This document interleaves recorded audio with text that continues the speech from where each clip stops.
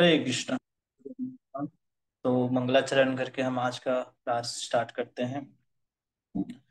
ओम अज्ञानतिमिरान्धस्य ज्ञानाञ्जनशलाकया चक्षुरुन्मीलितं येन तस्मै श्रीगुरुवे नमः।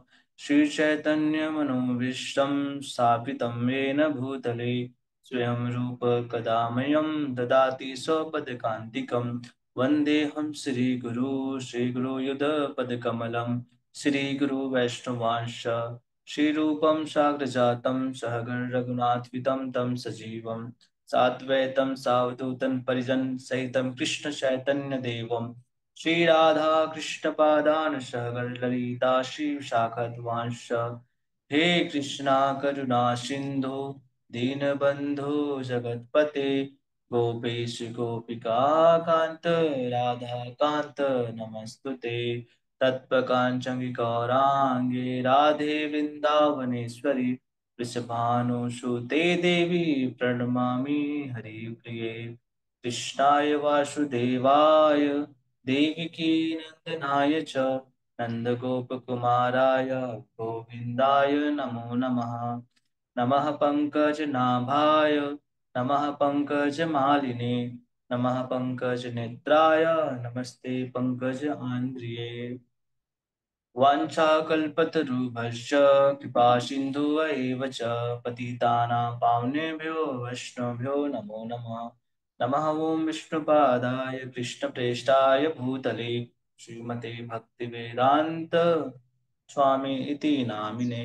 नमस्ते सरस्वती देवे गौरवाणी प्रचारिणे निर्विशेष शून्यवादी पाश्चात्य देश तारिणे। जय श्री कृष्ण चैतन्य प्रभु नित्यानंद श्री अद्वैत गदाधर शिवासादि गौर भक्त वृंद। हरे कृष्णा कृष्ण कृष्णा हरे हरे हरे राम राम राम हरे हरे।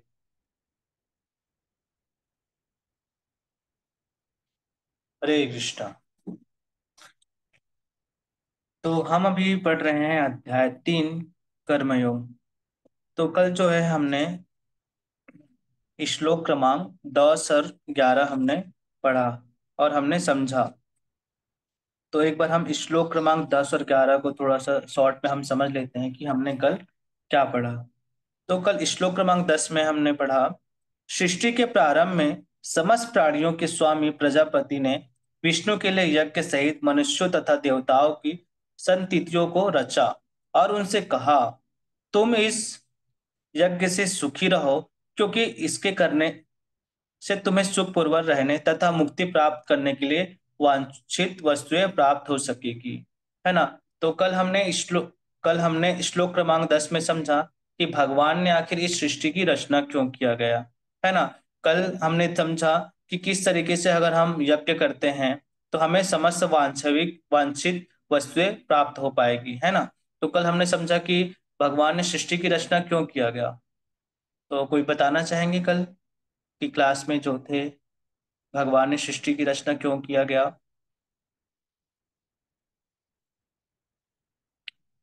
जोगनी माता जी, अंकिता माता जी, परीक्षित प्रभु जी, मनीषा माता जी, कोई बताएंगे।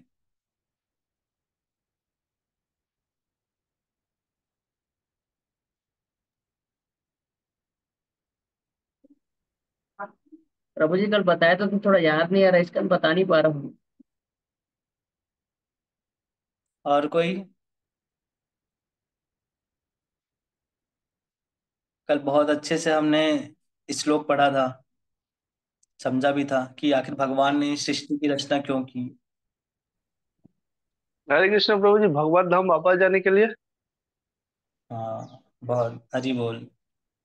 देखिए यहाँ तात्पर्य में भी लिखा हुआ है, अगर आप सही से अगर पढ़ रहे हैं तो यहाँ पे लिखा ही हुआ है कि प्राणियों के स्वामी विष्णु द्वारा भौतिक सृष्टि की रचना बद्ध जीवों के लिए भगवत धाम वापस जाने का सुअवसर है ना। तो सभी ध्यान से पढ़िए, ये सब बहुत महत्वपूर्ण है ये सब। ठीक है। तो फिर हम श्लोक क्रमांक 11 देखते हैं। श्लोक क्रमांक 11 में कहते हैं, यज्ञों के द्वारा प्रसन्न होकर देवता तुम्हें भी प्रसन्न करेंगे और इस तरह मनुष्यों तथा देवताओं के मध्य सहयोग से सबों को प्रसन्नता प्राप्त होगी। है ना। तो यहाँ पे बताया गया था कि जो देवता होते हैं वो भगवान के प्रतिनिधि के रूप में कार्य करते हैं, है ना। और हम उनकी प्रसन्नता के लिए अगर हम यज्ञ करते हैं, यज्ञ अनुष्ठान या जो भी चीजें करते हैं, उससे क्या होगा, देवताओं और मनुष्यों के बीच में जो है आपस में सहयोग प्राप्ति होगी, सम्मतता होगी, जिससे कि जो मनुष्य को जो चीजें जरूरत पड़ती है ना, जैसे हवा, वायु, वायु, आकाश, जो भी चीजें हमको जरूरत पड़ती है वो देवताओं के माध्यम से हमको प्राप्त हो जाती है ना। तो हमने ये श्लोक क्रमांक 11 में समझा। आज जो है वो हम श्लोक क्रमांक 12 लेते हैं। तो मैं पढ़ता हूँ, फिर आप सभी पढ़िएगा। यहाँ पे कहते हैं, इष्टान भोगान ही वह देवा दास्यन्ते यज्ञ भाविता तय दत्तान अप्रायेभ्य भुंगे स्तेन एव सह। इष्टान भोगान ही वह देवा दास्येन यज्ञ भाविता तय दत्तान अप्रायेभ्यः भुक्ते स्तेन एव स। इष्टान भोगान ही वह देवा दास्यन्ते यज्ञ भाविता तय दत्तान अप्रदायेभ्यः भुङ्क्ते स्तेन एव सः। हरे कृष्णा पे पढ़ेंगे।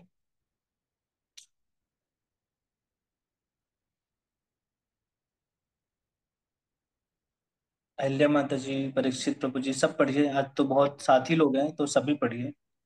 जी हरे कृष्ण प्रभु जी, दंडवत प्रणाम। हरे कृष्ण माता जी, धन्यवाद प्रणाम। इष्टान भोगान ही वह देवा दास्यन्ते यज्ञ भाविता ते दास्तान अप्रदाय एभ्य भुङ्क्ते स्तेन एव सः। हरे कृष्ण प्रभु जी। हरि बोल। जी परीक्षित प्रभु जी, आप पढ़ेंगे।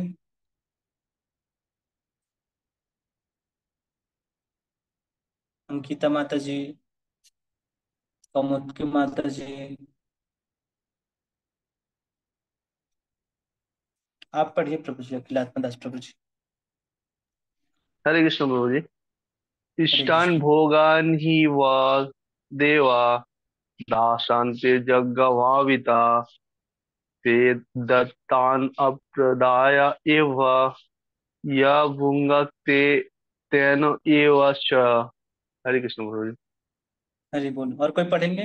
कहाँ गए परीक्षित दास प्रभु जी हमारे। भोगानि वो देवा दासयन्ते यज्ञभाविता तैदर्तानन प्रदायेभ्यो यो भुक्तिस्तेन एव सः। हरि बोल।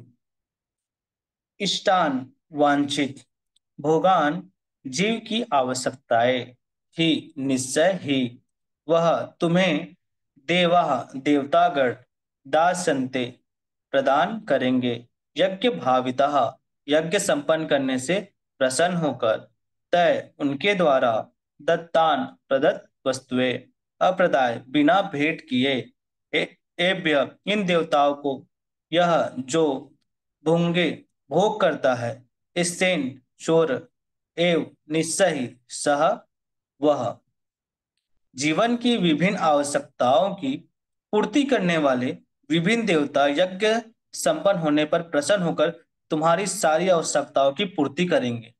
किंतु जो इन उपहारों को देवताओं को अर्पित किए बिना भोगता है, वह निश्चित रूप से चोर है ना।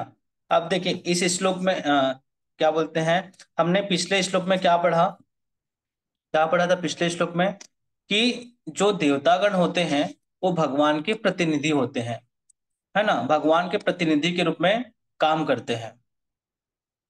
तो यहाँ पे बता रहे हैं कि जो हमारी जो आवश्यकताएं होती हैं, है ना, जो आवश्यकताएं होती है, जैसे हमने पिछले श्लोक में भी पढ़ा था कि अगर हम यज्ञ करते हैं तो हमें समस्त प्रकार की वांछित वांछित वस्तुएं प्राप्त हो सकेगी। अब यहाँ पे बता रहे हैं कि जीवन की विभिन्न आवश्यकताओं की पूर्ति करने वाले विभिन्न देवता यज्ञ संपन्न होने पर प्रसन्न होकर तुम्हारी सारी आवश्यकताओं की पूर्ति करेंगे। लेकिन किंतु जो इन उपहारों को देवताओं को अर्पित किए बिना भुगता है, वह निश्चित रूप से चोर है ना। अब देखिए हम इसको ना एक उदाहरण से समझ सकते हैं। जैसे कि जो देवतागण होते हैं वो भगवान के प्रतिनिधियों के रूप में कार्य करते हैं, है ना। तो जैसे हम इसको उदाहरण से इस तरीके से समझ सकते हैं जैसे एक राज्य होता है ना। राज्य में होता है एक उसका सेनापति होता है ना। तो राजा बोलते हैं कि सेनापति को, तुम एक काम करो, एक काम करो, तुम राज्य में जाओ और जहाँ पे वो जनता लोग हैं वहां पे जाके एक बार उनको पूछो कि उनको क्या चीज की जरूरत है, उन लोग सही से रह पा रहे हैं कि नहीं, कि कहीं पे उसको किसी पानी की जरूरत है, किसी को कपड़े की जरूरत है, या अन्य जो भी चीजों की उनको जरूरत है। तो आप एक काम करो, आप एक बार जाके राज्य में पता करो करके। तो इस तरीके से जो वहाँ के जो राजा है वो प्रधानमंत्री को भेजता है ना। फिर अब वो जाता है, कौन, जो उसके जो राजा के जो प्रधानमंत्री होता है वो राज्य में जाता है ना। फिर राज्य में जब जाता है तो वो जहाँ राज्य के लोगों से पूछता है कि तुम्हें सब चीज ठीक है ना, किसी चीज की जरूरत तो नहीं है ना, खाने की, पीने की, कपड़ों की, या जो भी चीजें की आपको जरूरत तो नहीं है ना। वहां पे जाता है और वो राज्य की जो जनता है उनसे हाल चाल पूछता है ना। और वैसे ही जैसे ही फिर जो राज्य के जनता होते हैं, जब वो आता है वो देखते हैं कि राजा के द्वारा ये नियुक्त इनको भेजा गया है, तो उनका आदर और सत्कार करते हैं, है ना। इस तरीके से जो वहाँ के राज्य की जनता होते हैं वो उनका आदर सत्कार करते हैं। और वो उनको पता रहता है, क्या पता रहता है, कि ये तो प्रधानमंत्री जो है वो भगवान, मतलब वो राजा के द्वारा भेजा गया है। इस तरीके से जो है उनको पता रहता है। उसी तरीके से जो हमारे भगवान श्री कृष्ण है ना, उन ये सब जो देवतागण होते हैं उनको नियुक्त किया रहता है। अलग अलग उन्हें चीजें प्रदान की जाती है, ताकि हम जब यज्ञ करते हैं, है ना, तब हमारी जो समस्त वांछिक आकांक्षाएं होती है ना, तो हम जैसे ही यज्ञ करते हैं तो ये देवताएं उनकी पूर्ति करते हैं। तो जो देवतागण होते हैं वो भगवान के प्रतिनिधि होते हैं।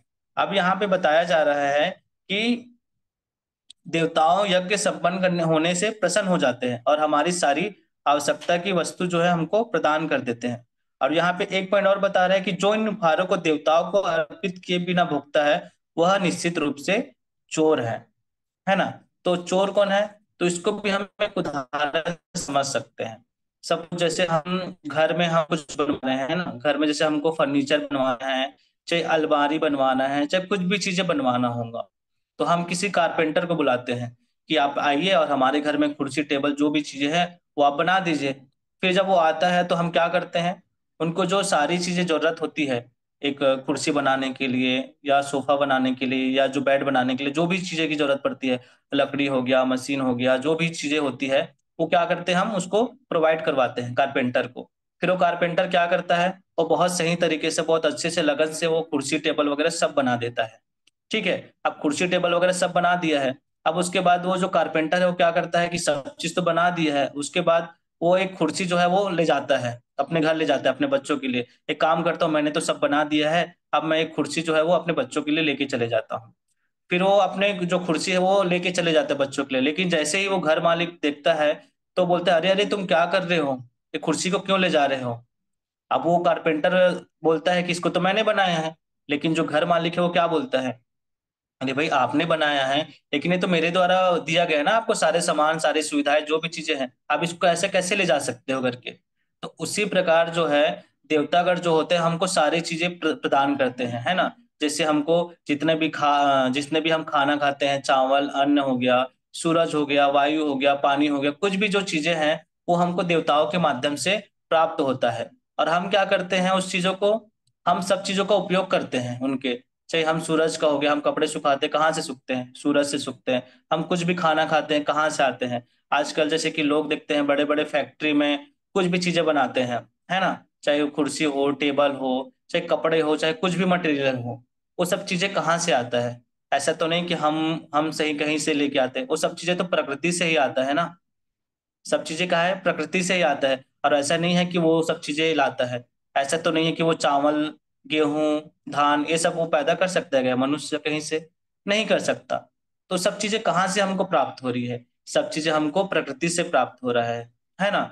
तो इस तरीके से हम समझ सकते हैं कि हम क्या करते हैं, सब चीज तो हम भोग कर रहे हैं, है ना। सब चीजें, सुविधाएं तो हम अर्जित कर रहे हैं, ऑक्सीजन ले रहे हैं, सूरज की रोशनी ले रहे हैं, पानी ले रहे हैं, हवा ले रहे हैं, सब चीजें हम पृथ्वी से ले रहे हैं। लेकिन हम दे क्या रहे हैं वापस में, कुछ भी नहीं दे रहे हैं। ना हम यज्ञ कर रहे हैं, ना उनकी प्रसन्नता के लिए कुछ भी कर रहे हैं, नहीं कर रहे हैं। तो इस तरीके से यहाँ पे बता रहे हैं कि जो देवताओं को अर्पित किए बिना भोगता है वह निश्चित रूप से चोर है। अब इसको हम एक एग्जाम्पल से भी समझ सकते हैं। जैसे मान लो हमारे अखिल आत्मदास प्रभु जी है, उनका उनके पास मैं जाता हूँ, तो मान लो सपोज उनके टेबल के पास जो है वो बहुत अच्छा पेन रखा हुआ है। अब समझो, अब वो पेन रखे, अगर मैं उस पेन को बिना पूछे चुपचाप अगर उठा लूंगा, तो अखिल आत्मदास प्रभु जी तो बोलेंगे ना कि आप पेन कैसे उठा लिए बिना पूछे बिना करके। लेकिन अगर वही भी पेन अगर मैं प्यार से प्रेम से उनसे आग्रह करके विनीत करके अगर मैं लूंगा कि प्रभु जी ये पेन मुझे बहुत अच्छा लग रहा है, क्या आप ये पेन मुझे दे पाएंगे क्या? तो वो हंसी खुशी वो हो सकता है वो दे दे पेन को। तो उसी प्रकार हम यहाँ पे भौतिक जगत में हमको जितनी भी सारी सुविधाएं मिल रहा है, जो भी चीजें हमको प्रकृति के माध्यम से, देवताओं के माध्यम से हमको जो भी चीजें प्राप्त हो रहा है, अगर उसे हम खुद ही स्वयं भोग लेंगे और बिना देवताओं को हम कुछ नहीं देंगे, उनको ना पूजेंगे ना उनको उस तरीके से ना यज्ञ करेंगे, तो वो कहीं ना कहीं वो चीजें हमको रुष्ट करेगी, वो चीजें हमको प्रोवाइड नहीं करेंगे। और इस तरीके से हम जो है हम चोर कहलाएंगे, है ना? क्योंकि हम प्रकृति के सारे चीजें को भोग रहे हैं, उसको तो हमने कुछ भी चीजें हम तो नहीं बनाए हैं अपने से। तो इस तरीके से यहाँ पे जो है बता रहे हैं कि अगर हम देवताओं को अर्पित किए बिना भोगता है, तो वह निश्चित रूप से चोर भी है।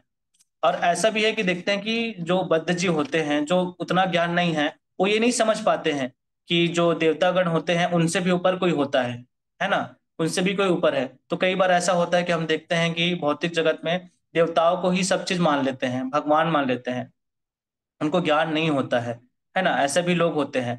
और क्या बोलते हैं, कई बार हमने एक उसमें भगवान कृष्ण की बाल लीला में हमने ये भी देखा, गोवर्धन लीला जब हो रहा था, जो इंद्रदेव था उनको बहुत अहंकार आ गया था, वो अपने आप को जो है वो ईश्वर समझने लग गया था। तो हमारे भगवान कृष्ण ने क्या किया, उनके अहंकार को तोड़ने के लिए वहां पे गोवर्धन की पूजा करवाए, जिससे कि उनका अहंकार टूट गया। तो उससे हम समझ सकते हैं कि देवी देवताओं को जो है चीजें कहाँ से प्राप्त होती है, वो भगवान श्री कृष्ण से प्राप्त होती है ना? लेकिन वो भगवान के प्रतिनिधि के रूप में वो काम कर रहे हैं। तो हमको हमारा भी मतलब इतना वो बनता है कि हम उनके लिए यज्ञ करें, कुछ भी चीजें करें, हम उसको स्वयं नहीं भोग सकते। तो वो निश्चित रूप से चोर कहलाएगा। इस तरीके से यहाँ पे बताया जा रहा है ना?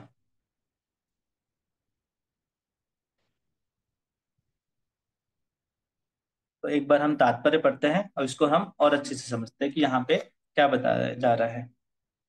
तो कोई तात्पर्य पढ़ना चाहेंगे? हरे कृष्ण। हरे कृष्ण माता जी। तात्पर्य। देवतागण भगवान विष्णु द्वारा भोग सामग्री प्रदान करने के लिए अधिकृत किया गया है, अतः नियत यज्ञों द्वारा उन्हें अवश्य संतुष्ट करना चाहिए। वेदों में विभिन्न देवताओं के लिए भिन्न भिन्न प्रकार को भिन्न भिन्न प्रकार के यज्ञों की संतुत है, किंतु वे सब अत्यंत भगवान को ही अर्पित किया जाती है। किंतु जो ये नहीं समझ सकता कि भगवान क्या है, उसके लिए देव क्या विधान है। अनुष्ठानकर्ता के भक्ति गुण के अनुसार वेदों में विभिन्न प्रकार के यज्ञ का विधान है। विभिन्न देवताओं को की पूजा भी उसी आधार पर अर्थात गुण के अनुसार की जाती है। उदाहरण उदाहरणार्थ संसारीय यो रूप है और देवी की समख्य पशु बलि का आदेश है, किंतु जो सत्य गुणी है उनके लिए विष्णु की दिव्य पूजा बताई जाती है। अतंतः समस्त यज्ञों का ध्येय उत्तरोत्तर दिव्य प्रद प्राप्त करना है। सामान्य व्यक्तियों के लिए कम से कम 5 यज्ञ आवश्यकता है, जिन्हें पंचमहायज्ञ कहते हैं। किंतु मनुष्य को ये जानना चाहिए कि जीवन की सारी आवश्यकता भगवान के देवता प्रतिनिधियों द्वारा पूरा की जाती है। कोई कुछ बना नहीं सकता। उदाहरणतः मानव समाज के भोज्य पदार्थ के लिए इन भोज्य पदार्थ में शाकाहारियों के लिए अन्न, फल, शाक, दूध, चीनी आदि है, तथा सांसाहारियों के लिए सांसारी, जिनमें से कोई भी पदार्थ मनुष्य नहीं बना सकता। एक और उदाहरण ले, यथा उष्मा, प्रकाश, जल, वायु आदि जो जीवन के लिए आवश्यक है, उनमें से किसी को बनाया नहीं जा सकता। परमेश्वर के बिना ना तो प्रचुर प्रकाश मिल सकता है, ना चांदनी, वर्षा या प्रातः कालीन समीर ही। जिनके बिना मनुष्य जीवित नहीं रह सकता। स्पष्ट है कि हमारा जीवन भगवान द्वारा प्रदत्त वस्तुओं पर आश्रित है। यहाँ तक कि हमें अपना उत्पादन उद्यमों के लिए अनेक कच्चे माल की आवश्यकता होती है, यथा धातु, गंधक, पारद, मैंगनीज तथा अन्य अनेक आवश्यकता वस्तुएं, जिनके प्रति भगवान के प्रतिनिधि इस उद्देश्य में करते हैं कि हम इनका समुचित उपयोग करके आत्मा साक्षात्कार है के लिए अपने आप को स्वस्थ एवं पुष्ट बनाए, जिससे जीवन का चरम लक्ष्य अर्थात भौतिक जीवन संघर्ष से मुक्ति प्राप्त हो सके। अज्ञान सपन संपन्न करने से मानव जीवन का ये लक्ष्य प्राप्त हो जाती है। यदि हम जीवन उद्देश्य को भूलकर भगवान के प्रतिनिधियों से अपनी इंद्रिय तृप्ति के लिए वस्तुएं लेते रहेंगे और इस संसार में अधिक फंसते जाएंगे, जो कि सृष्टि का उद्देश्य नहीं है, तो निश्चय ही हम चोर हैं और इस तरह हम प्रकृति के नियम द्वारा दंडित होंगे। चोर को समझ कभी सुखी नहीं रह सकता, क्योंकि उनका कोई जीवन लक्ष्य नहीं होता। भौतिकवादी चारों का कभी कोई जीवन लक्ष्य नहीं होता। उन्हें तो केवल इंद्रिय तृप्ति की चिंता रहती है। वो नहीं जानते कि यज्ञ किसी तरह किया जाता है, किंतु चैतन्य महाप्रभु ने यज्ञ संपन्न करने की सरलतम विधि का प्रवर्तन किया। यह है संकीर्तन यज्ञ, जो संसार के किसी भी व्यक्ति द्वारा जो कृष्ण भावनामूर्ति के सिद्धांत का अंगीकार करता है, संपन्न किया जा सकता है। हरि बोल। धन्यवाद। बहुत बहुत आपने बहुत अच्छे से पढ़ा। तो हम इसको और अच्छे से समझते हैं, क्या कर रहे हैं। तात्पर्य तात्पर्य बस शील प्रभुपाद की जय। देवतागण भगवान विष्णु द्वारा भोग सामग्री प्रदान करने के लिए अधिकृत किए गए हैं, अतः नियत यज्ञ द्वारा उन्हें अवश्य संतुष्ट करना चाहिए। वेदों में विभिन्न देवताओं के लिए भिन्न भिन्न प्रकार के यज्ञों की संतुति है। ठीक है, तो यहाँ पे देखिए, पहले हमने वही समझा कि जो देवतागण होते हैं वो भगवान विष्णु द्वारा भोग सामग्री प्रदान करने के लिए अधिकृत किए गए हैं। तो भगवान के द्वारा उनको नियुक्त किया जाता है कि तुम्हें ये सारी शक्ति मैंने प्रदान कर दी है, तो ये सारी चीजें तुमको भोग की जो सामग्री है वो चीजें देना है। और आगे कह रहे हैं, अतः नियत यज्ञ द्वारा उन्हें अवश्य संतुष्ट करना चाहिए। वेदों में विभिन्न देवताओं के लिए भिन्न भिन्न प्रकार की यज्ञों की संतुति है ना। तो इसीलिए हमको देवताओं के लिए जो है यज्ञ करना चाहिए, उनकी तुष्टि के लिए। क्योंकि वेदों में क्या है ना, जो देवतागण होते हैं ना, हर देवतागण के लिए अलग अलग ना जो है यज्ञों का संतुति किया गया है, अलग अलग मंत्र उच्चारण होते हैं। सपोज जैसे हमको पानी चाहिए, पानी के लिए जो है जो देवता होते हैं उनके लिए अलग यज्ञ होता है ना। चाहे सूरज देव के लिए देखे तो उसके लिए अलग अलग होता है। तो जितने भी जो भी देवी देवताएं होती हैं उनके लिए अलग अलग यज्ञ होता है, अलग अलग विधि होता है। इस तरीके से हम अलग अलग देवी देवताओं को हम यहाँ पे इधर यज्ञ तो कर समझ सकते आया, आगे कैसे बढ़ रहा है, पीछे कैसे हो रहा है। हैं। आगे पीछे ही है। अब ये इस तरीके से यहाँ पे बता रहे हैं, किंतु वे सब अंततः भगवान को ही अर्पित किए जाते हैं। अब देखिए, सबसे इंपॉर्टेंट लाइन है कि हम जो देवताओं के लिए हम जो भी कुछ भी यज्ञ करते हैं, तो अल्टीमेटली देवतागण के अपने पास रखते हैं क्या। जैसे कल के हमने उदाहरण एग्जाम्पल में क्या समझा था कि जो सरकार होता है, गवर्नमेंट होता है, जो इनकम टैक्स से बोलता है इनकम टैक्स तुमको पटाना है, तो हम डायरेक्टली हम प्रधानमंत्री को नहीं देते हैं। हम जब अलग अलग राज्य में जब टैक्स जो है हम वहां पटाते हैं, तो वो क्या करता है, अल्टीमेटली जाके वो गवर्नमेंट को देता है। उसी तरीके से अगर हम देवताओं के लिए जो यहाँ पे यज्ञ करने की बात कह रही है, तो अगर हम देवताओं के लिए कुछ भी चीजें अर्पित करते हैं, तो वो अल्टीमेटली किसके पास जाते हैं, वो भगवान को अर्पित करते हैं। जिस तरीके से एक बैंक होता है, बैंक में हम पैसा दे रहे हैं, जो कैशियर है वो कैश नहीं रखता, वो क्या करता है, अल्टीमेटली जो है बैंक को देता है। उसी तरीके से जो देवतागण होते हैं वो भगवान को ही अर्पित करते हैं, अपना पास कुछ भी नहीं रखते हैं। किंतु जो यह नहीं समझ सकता कि भगवान क्या है, उसके लिए देव यज्ञ का विधान है। और जो बद्ध जीव है, जो नहीं समझ पाते हैं कि कई बार ऐसा होता है ना कि हम भी जब भक्ति मार्ग में नहीं आए थे, तो हमको नहीं पता था भगवान श्री कृष्ण के बारे में कि वही भगवान परम है, वही सब चीजों का कारण है ना। तो इस तरीके से वो जो भगवान श्री कृष्ण जो परम है उसको नहीं जान पाते, वो क्या करते हैं, उनके लिए देवी देवताएं हैं, भगवान के प्रतिनिधि के रूप में कार्य करते हैं। अगर आप उनके पूजेंगे मानेंगे तो वो उनको सारी चीजें प्रोवाइड करते हैं। तो उनके लिए यहाँ पे बताया गया, उसके लिए देव यज्ञ का विधान किया गया है ना। अनुष्ठानकर्ता के भौतिक गुणों के अनुसार वेदों में विभिन्न प्रकार के यज्ञों का विधान है। विभिन्न देवताओं की पूजा भी उसी आधार पर अर्थात गुणों के अनुसार की जाती है। उदाहरणार्थ मांसाहारियों को देवी काली की पूजा करने के लिए कहा जाता है, जो भौतिक प्रकृति की घोर रूपा है और देवी के समक्ष पशु बल का आदेश है। किंतु जो सत्वगुणी हैं उनके लिए विष्णु की दिव्य पूजा बताई गई है। अंततः समस्त यज्ञों का ध्येय उत्तरोत्तर दिव्य पद प्राप्त करना है। सामान्य व्यक्तियों के लिए कम से कम 5 यज्ञ आवश्यक है, जिन्हें पंच महायज्ञ कहते हैं।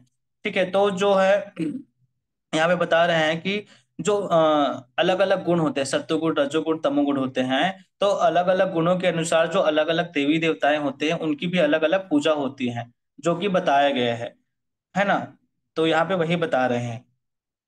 उसके बाद कह रहे हैं कि जो सत्वगुणी हैं तो उनके लिए विष्णु की दिव्य पूजा बताई गई है। अंततः समस्त यज्ञों का ध्येय यही है कि हमको दिव्य पद प्राप्त करना है। सामान्य व्यक्तियों के लिए कम से कम 5 यज्ञ आवश्यक है, जिन्हें पंच महायज्ञ कहते हैं। तो 5 महायज्ञ क्या है वो मैं एक बार बताता हूँ। तो ये जो है मनुस्मृति में आता है कि 5 प्रकार का यज्ञ बताया गया है ना। कौन कौन सा यज्ञ है? पहला तो है पितृ यज्ञ है। दूसरा जो है वो देव यज्ञ है।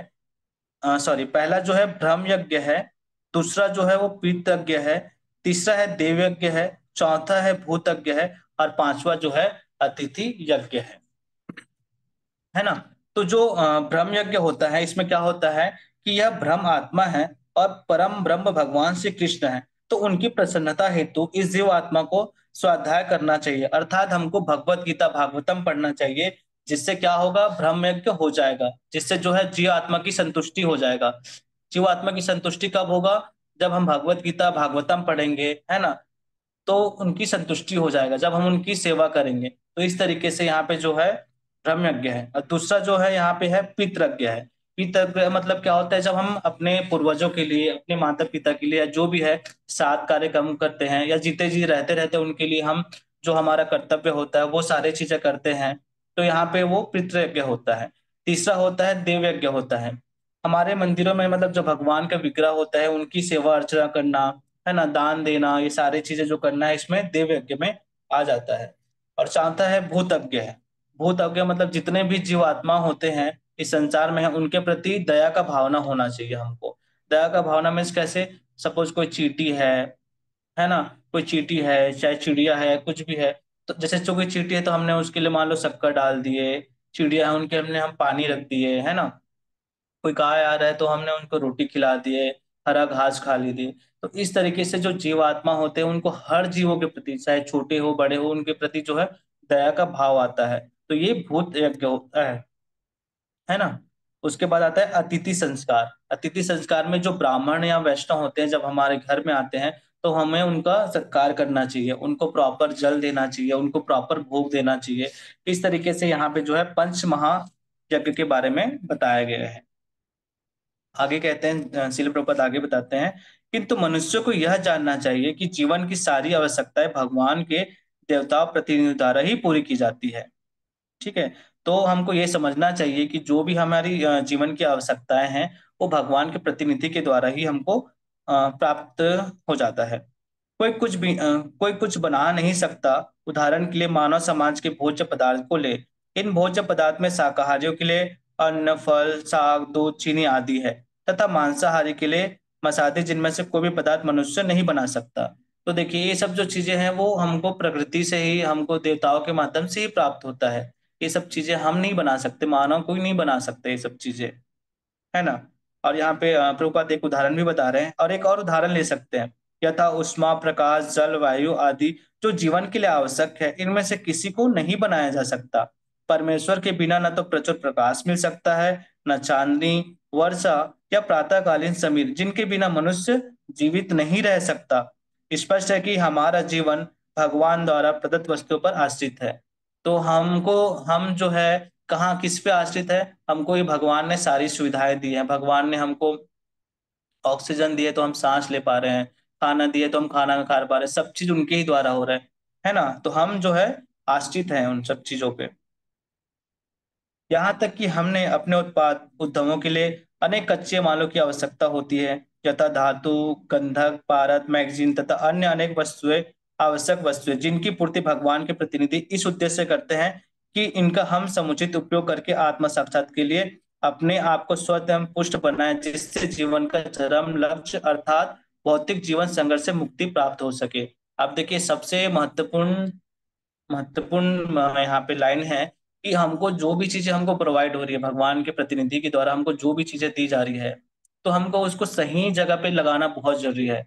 सपोज जैसे हमको ये मोबाइल है, ठीक है, मोबाइल ने मनुष्य ने बनाया, लेकिन जो भी इसका मटेरियल है, जो भी चीजें, वो कहाँ से आया है? वो प्रकृति से आया है ना? तो हमको मोबाइल का यूज क्या करना चाहिए? हमको मोबाइल का यूज भगवान की सेवा के लिए करना चाहिए। हम जैसे क्लास सुन रहे हैं, भगवान की कथा सुन रहे हैं, है ना? तो इस तरीके से करना चाहिए। तो जो भी चीजें हमको यहाँ पे प्रोवाइड हो रही है भगवान के प्रतिनिधि के द्वारा, तो उसको हमको अपने भोग में या इंद्रिय तृप्ति में नहीं लगाना है। उसको क्या करने के लिए है? जो हमारा जीवन का चरम लक्ष्य है, जो हम यहाँ पे संघर्ष कर रहे हैं भौतिक जीवन में जन्म मृत्यु के चक्कर से, हमको आत्म साक्षात्कार के लिए वो सब चीजों को लगाना चाहिए, है ना? तो इस तरीके से यहाँ पे बता रहे हैं कि उसका एक ना उद्देश्य होना चाहिए कोई भी चीजों का, कि हमको जो सारी चीजें प्रोवाइड कर रहे हैं, तो उनको हम सही जगह पे लगाएं, सही चीजें में लगाएं। आगे कहते हैं, यज्ञ संपन्न करने से मानव जीवन का यह लक्ष्य प्राप्त हो जाता है। यदि हम जीवन उद्देश्य को भूलकर भगवान के प्रतिनिधियों से अपनी इंद्र तृप्ति के लिए वस्तु लेते हैं और इस संसार में अधिकाधिक फंसते जाएंगे। तो देखिए, अगर हम जैसे हम देखते हैं बहुत सारे लोग क्या करते हैं, भौतिक चीजें मांगता है, भगवान देवताओं से भी ना अलग अलग चीजें मांगते हैं कि हमको ये दे दो वो दे दो, और अल्टीमेटली क्या करते हैं, वो अपनी इंद्रिय तृप्ति के लिए करते हैं। तो जो लोग ऐसा करते हैं, भौतिक चीजें अपनी इंद्रिय तृप्ति के लिए मांगते हैं, तो वो क्या करते हैं, इस संसार में और फंसते जाते हैं वो। इस तरीके से यहाँ पे प्रभुपाद जी यहाँ पे तात्पर्य बता रहे हैं, जो कि सृष्टि का उद्देश्य नहीं है, तो निश्चित ही हम चोर है और इस तरह हम प्रकृति के नियमों द्वारा दंडित होंगे। तो यहाँ पे जैसे चोर शब्द यूज किया है, तो अगर हम अपनी इंद्रिय तृप्ति के लिए अगर चीजें को भोग रहे हैं, कर रहे हैं, तो हम इस संसार में तो फंसेंगे ही, इवन क्या है, हम प्रकृति के द्वारा दंडित भी होंगे। चोरों का समाज कभी सुखी नहीं रह सकता, क्योंकि उनका जीवन लक्ष्य नहीं होता। भौतिकवादी चोरों का कभी कोई जीवन लक्ष्य नहीं होता, उन्हें तो केवल इंद्र तृप्ति की चिंता रहती है। वे नहीं जानते हैं कि यज्ञ किस तरह किए जाते हैं। अब देखिए, कलयुग में तो यज्ञ करना संभव नहीं है। और जो भौतिकवादी लोग होते हैं, वो क्या करते हैं, आज आप देखेंगे अलग अलग जगह पे इतना युद्ध हो रहा है, बहुत सारे पेड़ कट रहे हैं, पेट्रोल की कहीं कमी हो जाती है, कहीं पे खाने की कमी हो जा रही है। ये सब चीजें क्यों हो रहा है? आप सपोज सोचिए कि मतलब भौतिक जीवन में इतनी सब चीजें की कमी क्यों हो रहा है आजकल? ये सब चीजें की कमी इसलिए हो रहा है क्योंकि हमने यज्ञ करना बंद कर दिया है। हमने क्या बोलते हैं, अपनी भोग के लिए ही सारी चीजों को, वस्तुओं को काट रहे हैं, मार रहे हैं, ये सब चीजें कर रहे हैं, इसलिए ना चीजें नहीं होती है। एक बार क्या बोलते हैं, प्रभु जी से बात हुई थी, हिस्ट्री माधवाचार्य प्रभु जी से ऐसे ही बात हो रहा था। तो मैंने एक सवाल पूछा था कि प्रभु जी मतलब इस संसार में ये सब चीजों की कमी क्यों हो जाती है? लाइक बहुत सारे पेड़ कट जाते हैं, या कुछ जो चीजें की कमी ऐसा हो जाए, तो पूर्ति कैसे होगी? तो उन्होंने बताया था कि देखो, जब तक हम यहाँ पे पृथ्वी की अगर हम देखभाल नहीं करेंगे सही तरीके से, उनका यज्ञ अनुष्ठान, मतलब जो चीजें चाहिए, पहले क्या होता था, पानी चाहिए यज्ञ हो जाता, कुछ भी चीजें चाहिए ना वो यज्ञ होता था, पृथ्वी माता का यज्ञ होता था, उनकी संतुष्टि उनकी प्रसन्नता के लिए करते थे चीजें। तो वो उनको चीजें प्रोवाइड करते थे। अगर अब ये सब चीजें अगर नहीं होगा, तो क्या होगा, अपने यहाँ पृथ्वी में हर चीजों की कमी धीरे धीरे कम होती जाएगी। वो चीजें नहीं होगी यहाँ पे। क्यों नहीं होगा? क्योंकि हम सब लोग अपनी इच्छा के लिए, अपनी इंद्रिय तृप्ति के लिए सारी चीजें हम भोग करना चाहते हैं। इसलिए यहाँ पे बता रहे हैं, चोर की यहाँ पे चोर शब्द का यूज किया गया है यहाँ पे, है ना? क्योंकि उनका जीवन का कोई लक्ष्य नहीं होता है। उनका बस यही है कि अपने को अपनी इंद्रिय तृप्ति के लिए करना है, अपनी इच्छा पूर्ति के लिए करना है, जीवन जीना है और मर जाना है। उनका कोई लक्ष्य नहीं है। इस तरीके से यहाँ बता रहे हैं। तो हम देखते हैं कि कलयुग में तो यज्ञ करना संभव नहीं है, लेकिन यहाँ पे जब चैतन्य महाप्रभु जी आए, भगवान के जो भक्त के अवतार में जब चैतन्य महाप्रभु ने यहाँ पे अवतार लिए, तो उन्होंने क्या बताया, बहुत सरलतम विधि बताया। ठीक है, तुम यज्ञ नहीं कर सकते, यज्ञ के बहुत जो बड़े बड़े विधि विधान हैं, उस तरीके से तो नहीं कर सकते, लेकिन आप क्या कर सकते हो? तो यहाँ चैतन्य महाप्रभु ने क्या किया, यज्ञ संपन्न करने की बहुत सरलतम विधि बताया, और वो क्या है, संकीर्तन यज्ञ है। जो संसार के किसी भी व्यक्ति द्वारा, जो कृष्ण भावनामृत के सिद्धांतों को अंगीकार करता है, संपन्न किया जाता है। इस तरीके से यहाँ पे बता रहे हैं कि तुम यज्ञ नहीं कर सकते, तो तुम्हारे लिए और चीज है, वो क्या है, संकीर्तन यज्ञ है। तुम भगवान का हरे कृष्ण महामंत्र का जाप कर सकते हो, है ना? इस तरीके से जो है ऑटोमेटिक सारी चीजें हो जाएगी। और ये हम ये भी देखते हैं कि जो है हम पहले जो है यज्ञ होता था, लेकिन अभी यज्ञ नहीं कर सकते। इसीलिए क्या है, भगवान ने यहाँ पे चैतन्य महाप्रभु ने जब आए तो उन्होंने संकीर्तन यज्ञ दिया है कि ठीक है तुम वो नहीं कर सकते, तुम ये करो। फिर उसके बाद जब जैसे ही हम संकीर्तन यज्ञ करते हैं, हम अल्टीमेटली जो भगवान श्री कृष्ण की जब हम भक्ति करते हैं, भगवान श्री कृष्ण से जब हम अपना संबंध जान जाते हैं, तो ऑटोमेटिक क्या होता है, देवता जो होते हैं वो भी संतुष्ट हो जाते हैं, वो भी खुश हो जाते हैं, और हमको देवताओं के लिए भी कुछ करने की आवश्यकता नहीं होती है। ठीक है। तो हमको ये चीज, एक चीज हमको ये समझना है कि जो देवतागण होते हैं वो भगवान के प्रतिनिधि होते हैं, वो भगवान नहीं होते हैं। ठीक है। वो उनके द्वारा, उनसे ही प्राप्त करके चीजें हमको प्राप्त देते हैं। तो जैसे ही हम भगवान कृष्ण से अपना संबंध जानते हैं, भगवान श्री कृष्ण से हम भक्ति करते हैं, तो ऑटोमेटिक भगवान श्री कृष्ण जो है वो हमको सारी चीजें प्रोवाइड करते हैं, जिससे देवतागण भी संतुष्ट हो जाते हैं। है ना। तो यहाँ पे वही बताए हैं कि हम यज्ञ तो नहीं कर सकते, लेकिन यहाँ पे हम जो है संकीर्तन यज्ञ कर सकते हैं, जो चैतन्य महाप्रभु ने बहुत सरल विधि से हमको यहाँ पे बताया गया है।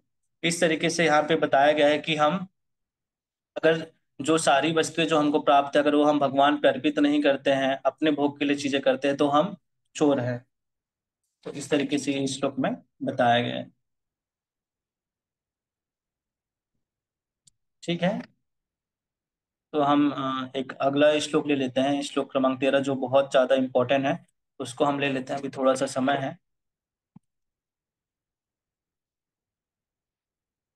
यज्ञ शिष्ट अशीनः सन्तः मुच्यन्ते सर्व किल्बषै भुजन्ते ते तु अघं पापं ये पञ्चन्ति आत्मकारणात्। यज्ञशिष्ट अशिनः सन्तः मुच्यन्ते सर्व किल्बषै भुजन्ते ते तु अघं पापं ये ये पश्यन्ति आत्मकारणात्। कोई पढ़ेंगे?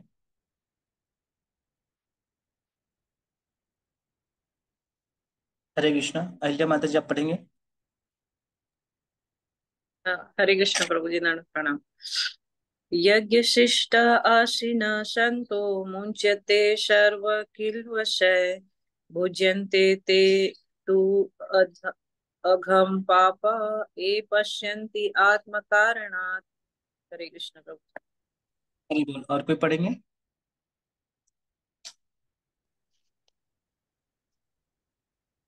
जी माता जी, पढ़िए।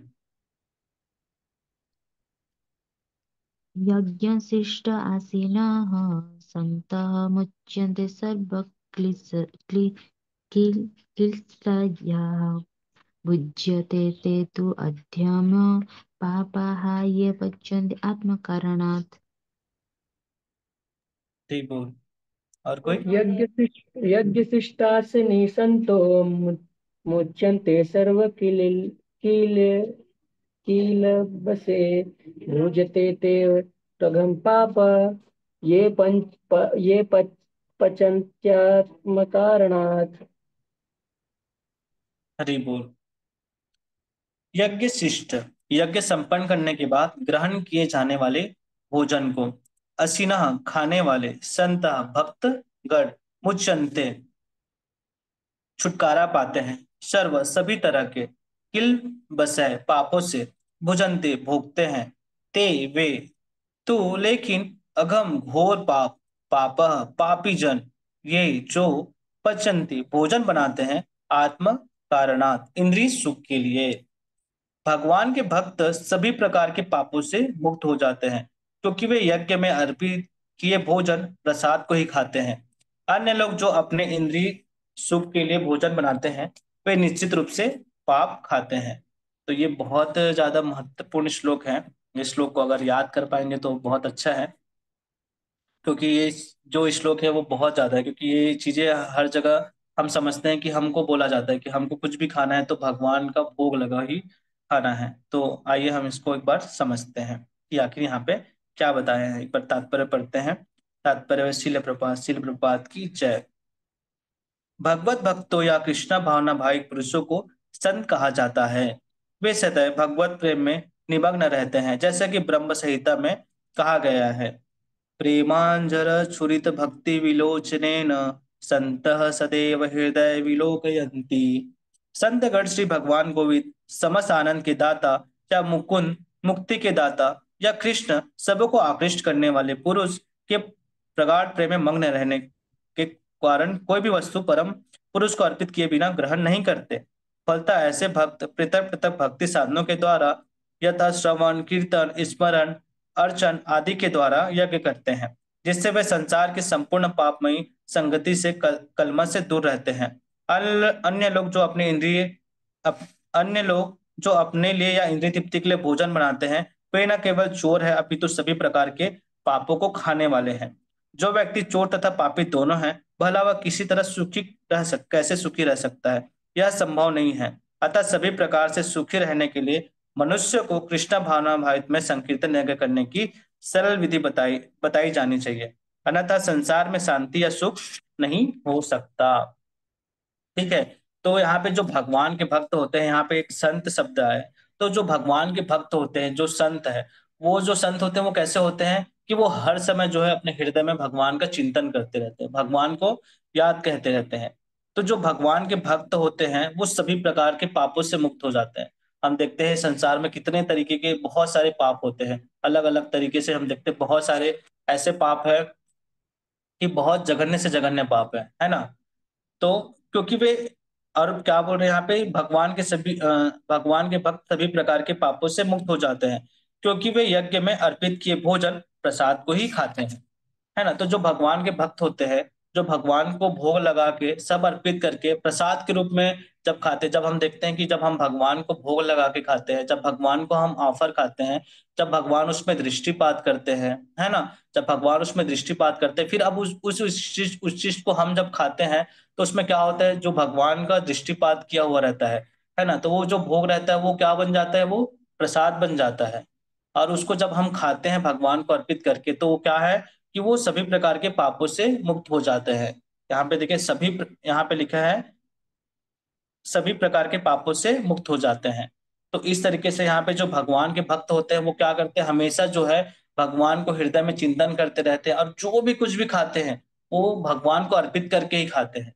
अब यहाँ पे देखिए, जो मतलब कुछ भी नहीं खा, कुछ भी ऐसे अर्पित करने का नहीं है, कि आगे हम पढ़ेंगे इसमें क्या क्या हम भगवान को ऑफर कर सकते हैं, क्या क्या हमको भगवान को भोग लगाना है ना।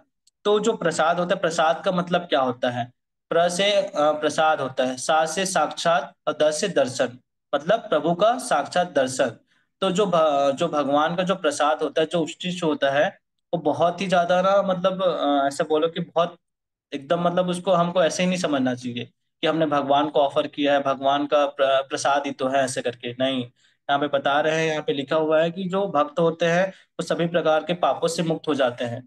तो हम जब भी भगवान को ऑफर करके कोई भी चीजें खाते हैं, तो वो पापों से मुक्त हो जाते हैं, क्योंकि वे यज्ञ में अर्पित किए भोजन प्रसाद को ही खाते हैं। अन्य लोग जो अपने इंद्रिय सुख के लिए बनाते हैं, वे निश्चित रूप से पाप हो जाते हैं, और उससे सारे के सारे पाप से हम मुक्त हो जाते हैं। तो कलयुग में सबसे सबसे बड़ा सरल भगवान के लिए हमको भोजन बनाने में है। और हमको देखो, जैसे भी हम भगवान के लिए भोग बनाते हैं, भगवान के लिए जब हम भोजन बनाते हैं, तो हमको जब उस समय क्या चेतना होनी चाहिए, हमको क्या सोचना चाहिए कि ये मैं भगवान से बड़े भाव से बहुत अच्छे से मैं भगवान के लिए बना रही हूँ, भगवान को बहुत अच्छा लगेगा। हमको ये चेतना रह के बनाना है भगवान के लिए। कभी भी हम भोग बनाते समय भी हमको इधर उधर की बातें नहीं करना चाहिए, है ना। क्योंकि हम जब भी भोग बनाते हैं भगवान के लिए, अगर हम इधर उधर की बातें करते हैं तो उसमें वो चेतना जाती है। तो इसीलिए हम जब भी भगवान के लिए भोग बनाते हैं, तो बहुत प्यार से हमको एकदम भाव से श्रद्धा से भगवान के लिए भोग बनाना चाहिए, और उसको हमको अर्पित करना चाहिए भगवान के सामने, हमको प्रॉपर अच्छे से अर्पित करना चाहिए। और भगवान कहते हैं भगवद गीता में कि भगवान को क्या ऑफर करना चाहिए, पत्रम पुष्पम फलम तोयम, मतलब अगर इन सब चीजों को आप भी ऑफर कर सकते हैं, भगवान को फल दे सकते हैं, पानी दे सकते हैं, तुलसी मैया चढ़ा सकते हैं, इस तरीके से अलग अलग चढ़ा सकते हैं, कुछ फल चढ़ा सकते हैं, है ना, ऐसा चढ़ा सकते हैं। और भगवान को ऐसा नहीं है कि भगवान को आप चाय चढ़ा दिए, कॉफी चढ़ा दिए, लहसुन प्याज चढ़ा दिए, नॉनवेज नहीं। ये सब चीजें शास्त्रों में मना है, और भगवान को ये सब चीजें ऑफर नहीं किया जाता है ना। और यहाँ पे बता रहे हैं कि जो अपने लिए खाता है, अपनी इंद्रिय तृप्ति के लिए बना के खाता है, वो जो है अधम पापम, मतलब वो बहुत बड़ा, मतलब पापी है और चोर भी है। तो जो इंसान अगर अपने लिए बना रहा है, अपने इंद्रिय तुष्टि के लिए बना रहा है, कि चलो मैं आज पिज्जा बना लिया, मुझे खाना है, और अब भगवान को भोग नहीं लगा रहे, तो वो कौन है, वो पाप पाप कर रहा है, और वो चोर भी है ना। तो यहाँ पे वही बता रहे हैं। तो तात्पर्य में श्रील प्रभुपाद बताते हैं, भगवत भक्तों या कृष्ण भावनाभावित पुरुषों को संत कहा जाता है। अब वे सदैव भगवत प्रेम में निमग्न रहते हैं। तो जो भगवान के भक्त होते हैं, है ना, वो संत कहा जाता है। वो हमेशा भगवान के प्रेम में निमग्न रहते हैं। और यहाँ पे ब्रह्म संहिता का भी एक वर्णन आ रहा है। इसमें कहते हैं कि जो संत गण होते हैं, जो भगवान के जो भक्त होते हैं, जो भगवान को अर्पित करके ही खाना खाते हैं, वो प्रसाद खाते हैं, उनकी बात चल रही है। संतगण श्री भगवान गोविंद, यहाँ पे गोविंद का क्या मतलब है, समस्त आनंद के दाता, या मुकुंद, मुकुंद मतलब मुकुंद के दाता, या कृष्ण, सभी को आकृष्ट करने वाले, सर्व आकर्षण जो भगवान श्री कृष्ण है, के प्रगाढ़ प्रेम में मग्न रहने के कारण कोई भी वस्तु परम पुरुष को अर्पित किए बिना ग्रहण नहीं करते हैं, है ना। मतलब वो भगवान को कभी भी ऐसा नहीं है कि वो अर्पित नहीं करते, वो भगवान को अर्पित किया होगा हर समय, जो भगवान को अर्पित किया ही भोजन अर्पित किए भोग ही खाते हैं। फलता ऐसे भक्त पृथक पृथक भक्ति साधनों के द्वारा यथा श्रवण कीर्तन स्मरण अर्चन आदि के द्वारा यज्ञ करते रहते हैं। तो कई बार जो भक्त होते हैं, भगवान के भक्त होते हैं, वो अलग अलग साधनों के द्वारा भगवान के जो है यज्ञ करते हैं। कैसे यज्ञ करते हैं, कभी भगवान की कथा के बारे में उन्होंने सुन लिया, कभी कीर्तन कर लिए, कभी भगवान को स्मरण कर लिए, बाल गोपाल को याद कर लिए, है ना, अर्चन कर दिए। इस तरीके से जो है वो यज्ञ करते रहता है, जिससे वह संसार की संपूर्ण पापमयी संगति से, कलमश से दूर रहता है। तो जैसे जैसे वो भगवान के बारे में श्रवण करता है, उसको स्मरण करता है, कीर्तन करता है, अर्चन करता है, तो वो संसार की जो बाहरी जो कलमश है, उन सब चीजों से वो दूर रहता है, जो वो पाप कर्म से दूर रहता है। अन्य लोग जो अपने लिए या इंद्र तृप्ति के लिए भोजन बनाते हैं, वे न केवल चोर है, अपितु सभी प्रकार के पापों को खाने वाला है। और जो अपनी तुष्टि के लिए बनाता है, अपनी इंद्र तृप्ति के लिए बनाता है, अपनी पेट भरने के लिए बनाता है, वो व्यक्ति जो है यहाँ पे बता रहे हैं कि वो चोर है, वो सिर्फ पाप खाने वाला है। जो व्यक्ति चोर तथा पापी दोनों है, वह भला किस तरह सुखी रह सकता है। तो जो मनुष्य अपनी इंद्र तृप्ति के लिए भोजन बनाता है, अपने लिए सब चीज खाता है, वो व्यक्ति कभी भी खुशी नहीं रह सकता है। हमने पिछले श्लोक में क्या पढ़ा कि हमको जब सारी सुविधाएं जो है भगवान के प्रतिनिधि द्वारा, अल्टीमेटली भगवान के द्वारा प्रदान की जा रही है, अगर हम भगवान को उनको समर्पित ही नहीं करेंगे, तो फिर हम सुखी कैसे रह सकते हैं, नहीं रह सकते हैं। इसी तरीके से यहाँ पे श्रील प्रभुपाद तात्पर्य में लिख रहे हैं।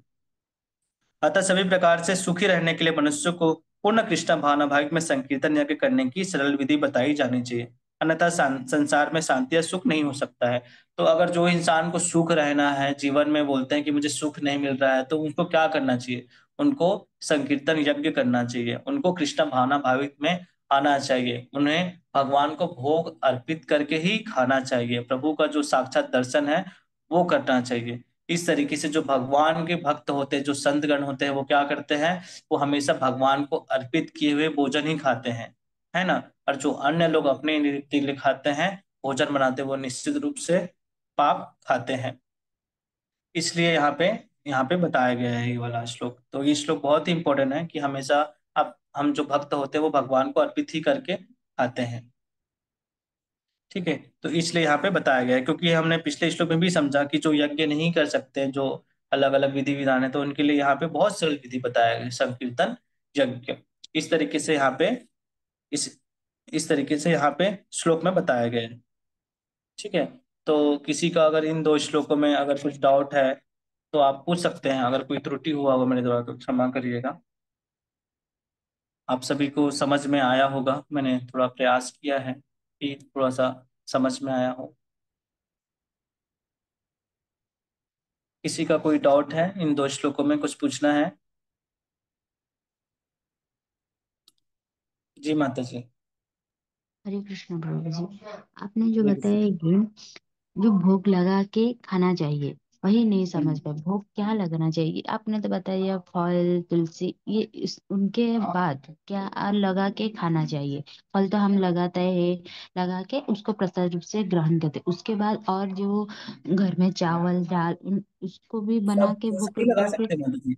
बस भगवान को जो है वो चाय कॉफी नॉनवेज लहसुन प्याज ये सब चीजें नहीं लगाना है, बाकी जो अन्य चीजें हैं वो लगा सकते हैं जो हम खा रहे हैं।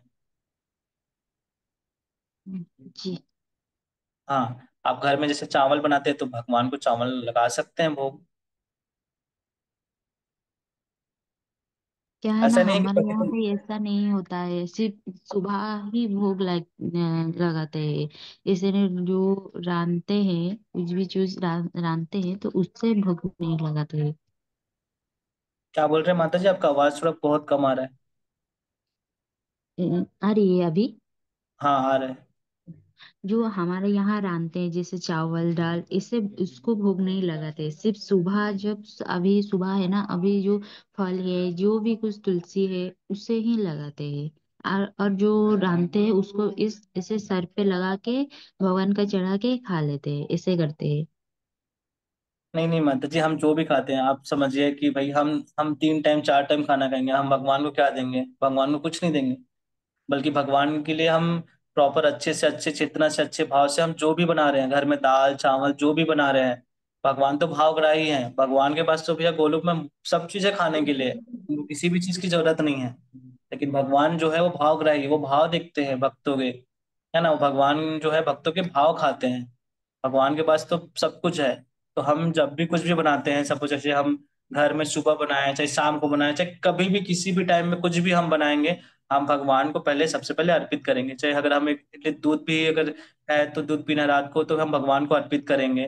चाहे छोटी सी छोटी जो चीजें हैं घर में, हम भगवान के लिए कुछ भी लेके आते हैं। सपोज जैसे हमने हम सपोज जैसे हमने कहीं बाहर गए, बाजार गए, कुछ भी गए, तो जैसे जैसे हम अपने बच्चों के लिए लेके आते हैं कि घर में मान लो 2 बच्चे हैं, अब सपोज आपके घर में बाल गोपाल लड्डू गोपाल कुछ भी है, तो आप उसके लिए भी लेके आएंगे। घर में वो भी एक है, परिवार है वहां पे। तो इस तरीके से कोई भी चीजें जो है हम भगवान को सबसे पहले अर्पित करते हैं। जैसे आपने पिछले उस दिन हमारे शिक्षक गुरु जो है हमारे हिजरत तमाल प्रभु जी बता रहे थे, वो अपने पहले बचपन के बता रहे थे वो, कि जब वो नए कपड़े वगैरह भी लाते थे ना, तो वो भगवान को पहले ऑफर करके करते थे। इस तरीके से उन्होंने बताए थे। तो हम जो भी हम कुछ भी यहाँ पे घर में मतलब जैसे बना रहे हैं दाल चावल या जो भी है, तो हमको भगवान को वो अर्पित करना चाहिए, और तुलसी दल डाल के हमको भगवान को अर्पित करना चाहिए। और ये सब जो है लहसुन प्याज चाय कॉफी मांसाहार नॉनवेज ये सब भगवान को नहीं अर्पित करना है। ठीक है माता जी। जी। हाँ, ठीक है। और किन्हीं का कुछ है? नहीं है। ठीक है, तो आज का क्लास हम यहीं पे विराम करते हैं। एक बार सभी लाउडली एक बार हरे कृष्ण महामंत्र बोलेंगे। हरे कृष्णा कृष्णा कृष्णा हरे कृष्णा कृष्णा कृष्णा हरे कृष्णा हरे हरे, हरे हरे राम राम। हरे राम राम राम हरे हरे। जगत गुरु शील प्रभुपाद की जय। उपस्थित सभी गौर भक्त वृंद की जय। जय। जय गौर प्रेमानंद। हरि हरि बोल। हरी हरी बोल।